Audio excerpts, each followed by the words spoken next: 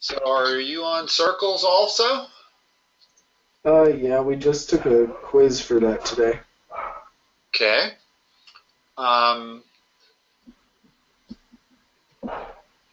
Stuff like this? Yeah. Exactly like that, or?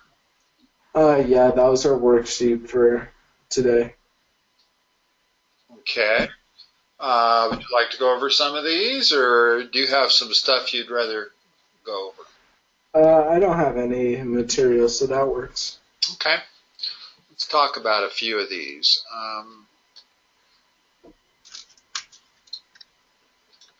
I usually tell everybody that shaded region questions are always subtraction problems. Because typically we don't know the math to calculate a region like that. We haven't been taught it. Geometry does not teach it. Okay, we don't have the math to figure out an area like that. The only way to figure out these areas are by taking the outside circle, which we do know how to figure out, and subtracting anything we can, these two triangles, that sector, and so forth. So a problem like this is definitely a subtraction problem, as is this one, as is this one, as is this one. Number one, it turns out, can actually be done directly. Okay. You can do it without doing it as a subtraction problem. And the reason is that we do know the math to figure out what the area of that shaded region is. Okay. First of all, let's take, how do we figure out the area of a sector? That's what we're talking about here. We're talking about something, in other words, there's our shaded region. What's that angle there? That is 140. Okay. So they give us the radius, 6. It's still a good idea to start with the area of the entire circle. What's the general formula for area of a circle? A equals pi r squared. So what's the area of this big circle?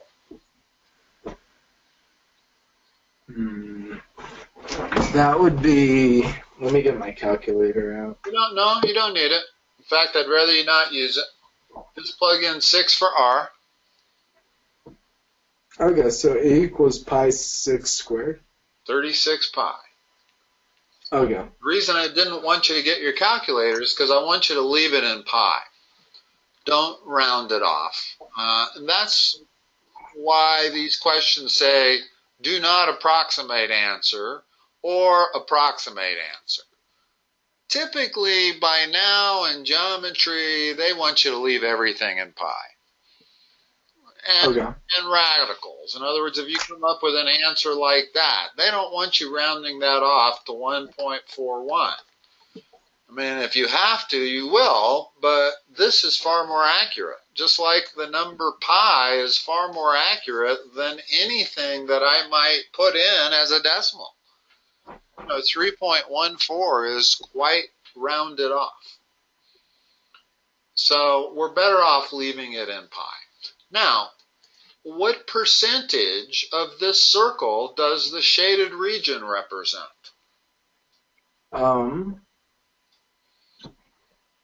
What ratio? A third. Or no, not a third. So, how do we put it exactly? What is it all the way around?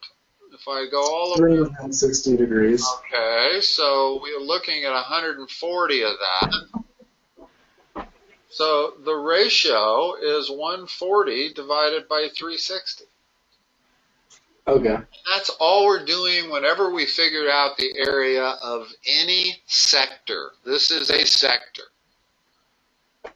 In other words, I'm going to figure out the area of the whole circle, and then I'm going to multiply that by what percentage of the circle we have. So I can figure out this shaded area directly by multiplying 36 pi by 140 over 360. And you'll notice that actually solves pretty nicely without a calculator. Our answer is 14 pi. That is the area of the shaded, well, let's call it the sector, which happens to be the shaded region. Now, if they wanted to know the area of this white part, then what would I do? You subtract it. Or take the area of the circle, which is 36 pi, and multiply it by what?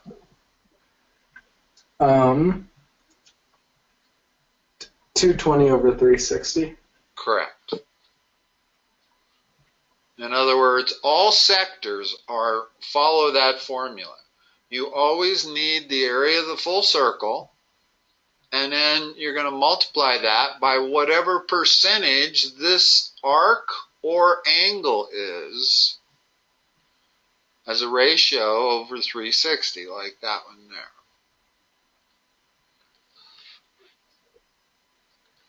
Let's look at number 3. And this approximate answer or do not approximate answer, I'm going to leave that up to you.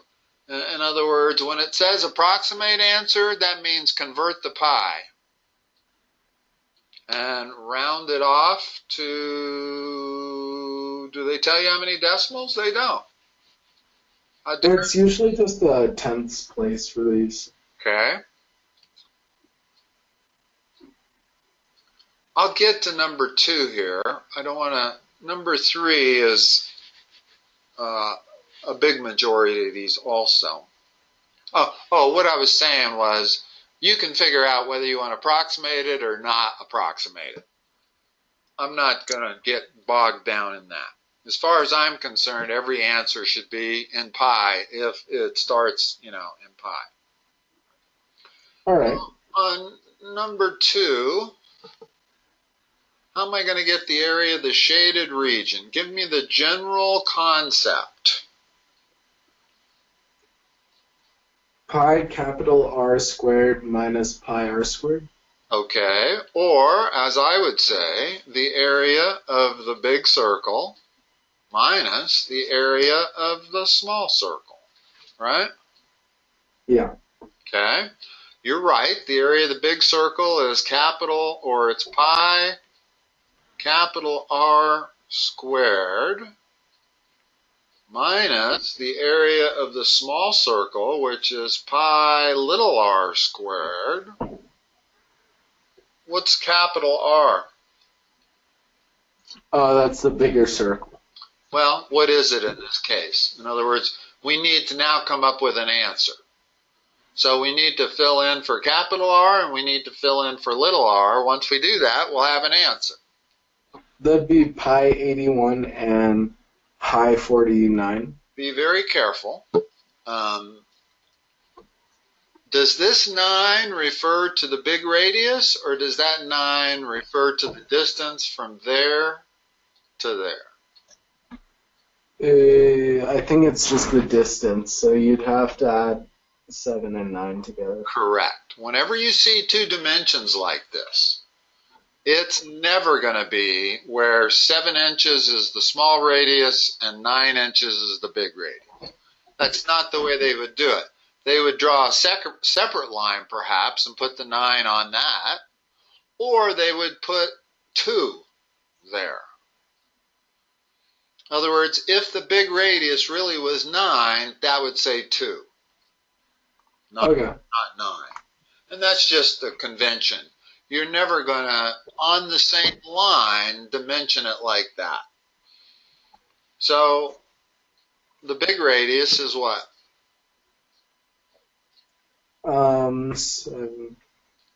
16 squared is a really big number. Well, do it real quick. I think it's 256. No. 16. That sounds right. 296, maybe. 250. Oh, yeah. 256. So it's 256 pi minus 49 pi, or 100 and 207 pi. So that's the area of the shaded region. But I'd like to see you kind of start all of these problems like this. In other words, figure out exactly what you're going to do. And then knowing that you have enough information to figure out the area of the big circle, and you have enough information to figure out the area of the small circle. Let's go back to 2.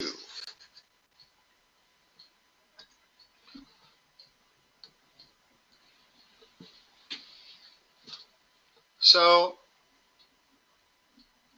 let me draw this.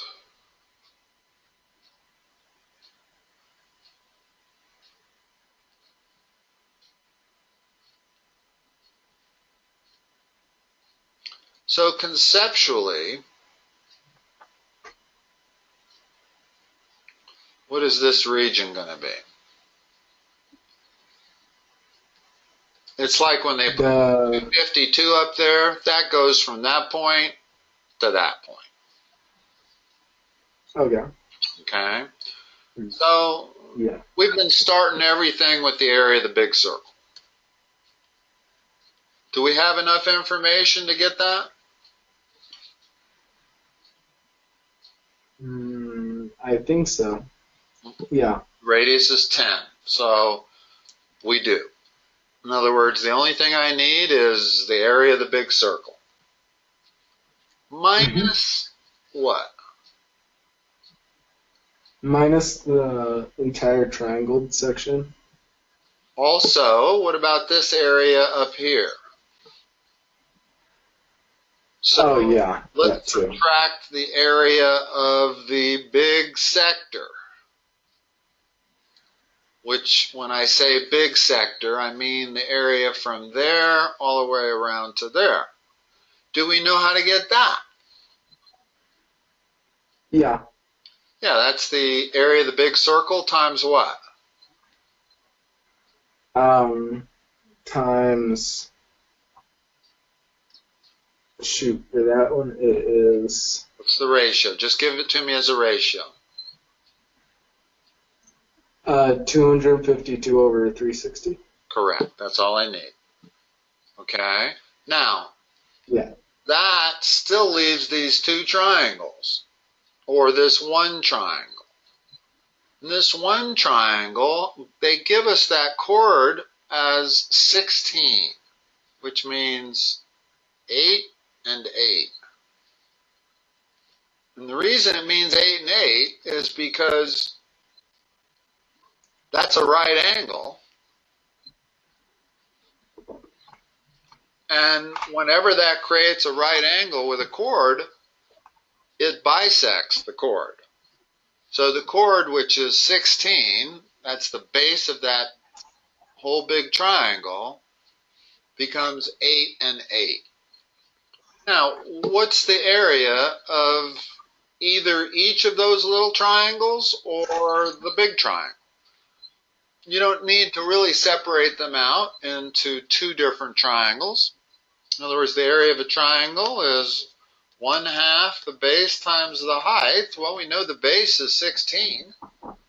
What's the height? Well, couldn't you cut it in half and use Pythagorean Theorem to find the height? We need that height right there. In other words, let's pull one of these triangles out, blow it up a little bit. It's got a dimension of 10, 8. What is the H? Look at that. It's got to be 5. Look at that triangle, and when you're looking at triangles, always the very first thing you want to say to yourself, is this a 3, 4, 5 triangle? And the reason you want to say that is because they give you so many 3, 4, 5 triangles. you can save yourself a lot of math if you don't have to use the Pythagorean theorem here. This is a multiple of a 3, 4, 5 triangle, which makes H what? 8. No. 6. 6, exactly. In other words, we don't have to do the math if we recognize that we're looking at a 6, 8, 10 triangle, which is the same as a 3, 4, 5. It's just a multiple. So now that we know the height is 6, we can figure out the area of those triangles. 1/2 base times height gives us 20 or 48. Okay. Area of the big circle was what? That was a number. We know it's pi r squared. 252 over 360. Hold on. The area of the big circle, not the area of the big sector. Okay. It's the area of the So big that's 100 pi. Okay. What's the area of the big sector? 252 over 360 times 100 pi. And finally, we have the area of that triangle, which we also need to subtract in order to get this bottom thing here. And so whatever that gives you for an answer is your answer. Do not approximate. So your answer is going to look something like, all right, let me just make sure you know how to put this. 252 divided by 360 times 100 equals 70. So we have 100 pi minus 70 pi minus 48. What's my answer going to look like? If I'm not to approximate it. 30 pi equals minus 48. Just 30 pi minus 48. There's no equals. Okay. Okay. In other words, other than saying that's the area of the shaded region, equals, but this is what your answer looks like. 30 pi minus 48. In other words, it's got two terms in it. Now, understand that pi is just a number. So if I wanted to substitute a number for pi, I could turn all of this into one approximate answer. But there's no way I can combine these two things without approximating it. So when they say do not approximate the answer, I've got to leave it like that.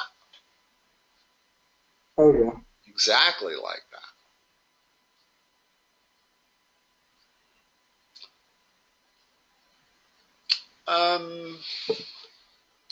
Let's look at number 4. Number 4, they give us a diameter. And they want the area of the shaded region.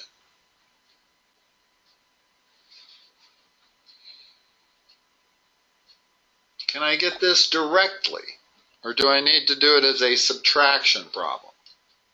You have to do it as subtraction, I think. Not really. Notice that when you divide a circle up like this, you create two sectors. We got the gray sector and we have the white sector. We do need the area of the full circle, but we're not going to do it as a subtraction problem. First of all, what's the area of the full circle? The entire circle. That'd be 4 squared is 16 pi. Correct. What do I need to multiply that by in order to get the area of this gray part? You'd have to multiply that by 135 over 360. 135 is this angle. It's not this angle.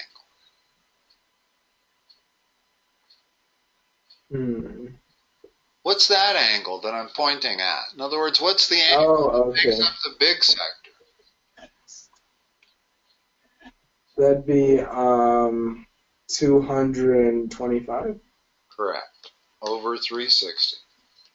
In other words, the area of the full circle is 16 pi, and this gray part represents 225 divided by 360 of that circle. So there's no subtraction going on there. That's my answer, whatever that comes out to be. Now, I could do it as a subtraction problem by starting with the area of the big circle and subtracting out the area of this white sector. So 16 pi would be the area of the big circle. Subtracting out the area of that white sector, well, that's 16 pi times 135 over 360. That's going to give me the same answer. Okay. Only difference is I did this by subtraction. I did this by figuring out the area of that sector. You do not need to subtract to figure out the area of a sector. You just need to know what its central angle is.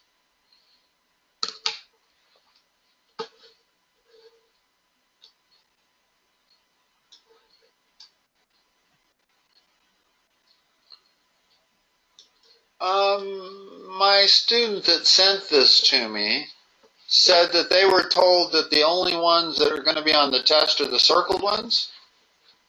Is that the same for you, or do you Well, I took it today. They were all on there. They were all on there. Okay. Yeah. Well, we only have 8 minutes. Let's do let's do 9. 9's a little tricky, but not really.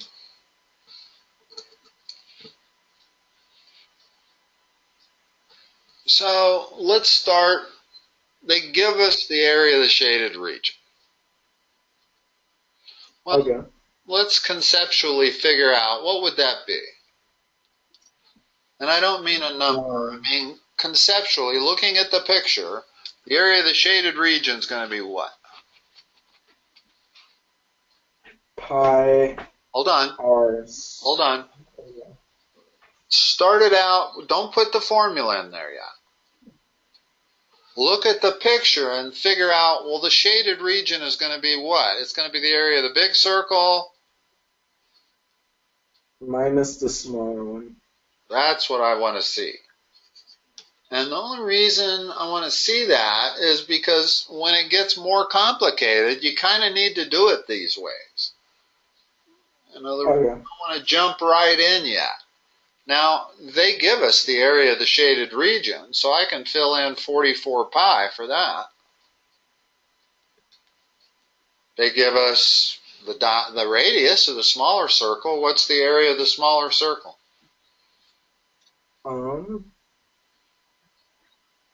So for the smaller one is 100 pi. Okay. So the only thing we need is the area of the big circle. What's the equation for the area of the big circle? 144 pi. What's the radius of the big circle? I mean, I see why you said 144 pi, and that's correct. But let's put it as a formula. In other words, we know areas of circles are pi r squared, right? Yeah. Well, what's r of the big circle? X. Not quite. It's 10 from here to here, and it's x from there to there. Okay. So what's the radius of the big circle? 10x. 10 plus x. Okay. See why? Yeah. In other words, here's a situation where I said exactly that they would never put that right there, or if they did, it would be the measurement of that part there only. And even in this situation, they did that. In other words, they made sure they put that away from this line. But you can see why the radius of the big circle is 10 plus x? Yeah. Okay. So we end up with, there's our equation. Our goal is to solve for x. Pretty easy to do. What's the first thing? Oh, I got to square this. Hold on, because it's pi r squared. R was 10 plus x. What's the first step to solving this equation? You have to square x and 10. Actually not. There's a much easier first step. Look at the equation. Yeah. Can I not cross out the pi's everywhere? Oh, you could. In other words, I can divide this side by pi, and I can divide that whole side by pi. And when I do that, those go away, that goes away, that goes away, and that goes away. So what I'm left with is 44 equals 10 plus x squared minus 100. Now what? You just solve for x. Hold on, how do I do that? Part of the difficulty of getting through a whole year of geometry is that most people get too far removed from algebra. So even though most geometry problems have quite a bit of algebra in them, what's the first step in solving this? What's the next step? Add 100 on each side. Okay, so we got 144 equals 10 plus x quantity squared. Now what's the next step? You can take the square root of both of those numbers. And that's much easier than doing the other option would be to actually square that. Taking the square root is going to let us solve this much quicker. In other words, the square root of 144 is plus or minus 12, but I'm only going to use the plus because we're dealing with dimensions, equals 10 plus x, x equal 2. Okay.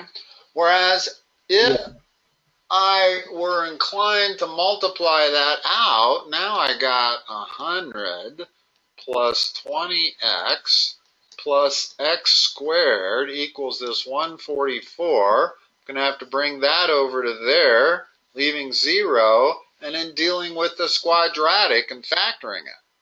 Well, clearly that's a much harder way to do it.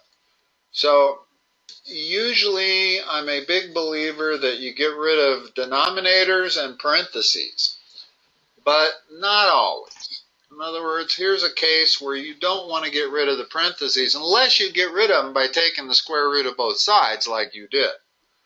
That's the best way to get rid of the parentheses, as opposed to turning it into a quadratic. When we take the square root of both sides, we don't even have a quadratic anymore. We're back to a linear function.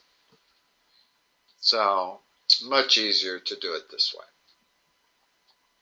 Mark, I have a 5 o'clock, so I'm going to have to run.